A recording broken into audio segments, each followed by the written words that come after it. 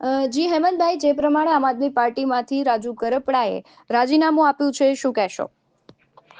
ચોક્કસ અમારા સૌ માટે આઘાતજનક વાત છે કે રાજુભાઈ જેવા અમારા લડાયક સાથીએ આજે કોઈ અંગત વિષયોને લઈ અને આમ આદમી પાર્ટીમાંથી રાજીનામું આપ્યું છે।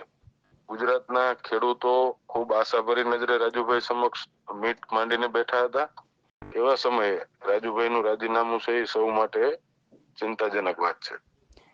જે પ્રમાણે હેમંતભાઈ, હાલ ચર્ચાઓ થઈ રહી છે કે આમ આદમી પાર્ટીમાં ક્યાંક આંતરિક જૂથવાદ છે, અને બીજી તરફ એવી પણ વાત થઈ રહી છે કે ભારતીય જનતા પાર્ટીનું પ્રેશર હોવાથી રાજુભાઈએ આ નિર્ણય લીધો છે। તમને શું લાગી રહ્યું છે?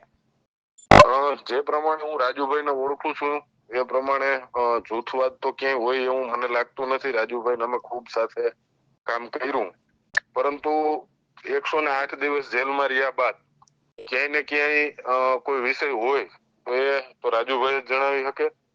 પ્રવીણભાઈ રામે જે પ્રમાણે વાત કરી એ પ્રમાણે અંદર જે ખેડૂતો હતા કે જે નેતાઓ હતા એમને ખૂબ યાતનાઓ આપવામાં આવતી હતી।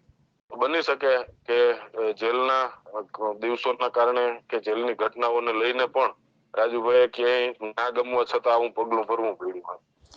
જે પ્રમાણે હેમંતભાઈ, હાલ જે પરિસ્થિતિ સર્જાઈ રહી છે, આમ આદમી પાર્ટીને ખૂબ મોટું ભંગાણ થયું છે, શું લાગે છે 2027ની ચૂંટણીમાં અસર કરશે? 2027ની ચૂંટણીને તો હજી લગભગ પોણા 2 વર્ષ જેટલો સમય બાકી છે। રાજુભાઈએ રાજીનામું આપ્યું કે કોઈ નાનો કાર્યકર પણ રાજીનામું આપે 100% પાર્ટીને નુકસાન જતું હોય, પરંતુ આ ગુજરાતના રાજકારણમાં, દેશના રાજકારણમાં પ્રથમવાર બની હોય એવી ઘટના નથી।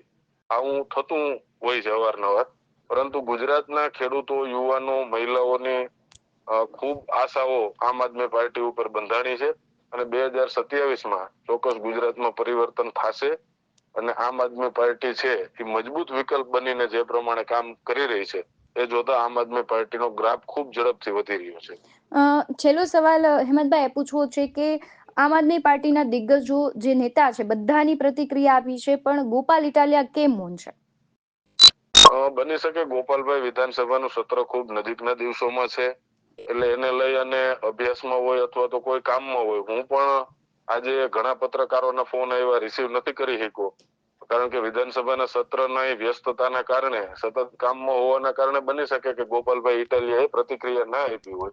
પરંતુ ગોપાલભાઈ માટે પણ આ ખૂબ આંચકાજનક વાત છે કે રાજુભાઈ જેવા લડાયક સાથી અમે સૌએ જે ગુમાવ્યા, એમનું દુઃખ બધાને હોય। જી હેમંતભાઈ, આપ જોડાયા તે બદલ આપનો ખૂબ આભાર।